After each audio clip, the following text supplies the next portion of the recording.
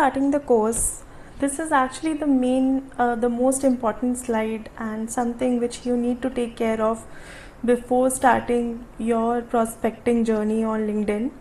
So you need to make sure that your LinkedIn profile is optimized in order to become a lead magnet. So you need to use a very professional headline that will reflect your career, your expertise, the skills you're coming from, and the technologies or solution you're talking about.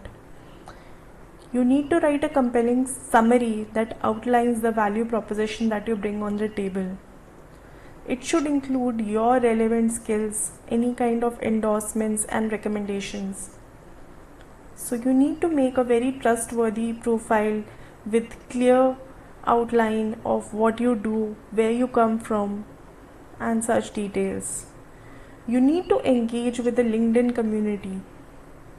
So you need to comment on posts which are relevant to your field, and the post should be encouraging to other members, or you need to put your perspective into some solution areas or problems that other people have identified.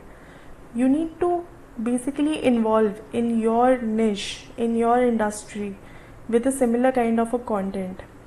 You need to do this consistently in order to grow your profile and to make it more reliable and trustworthy.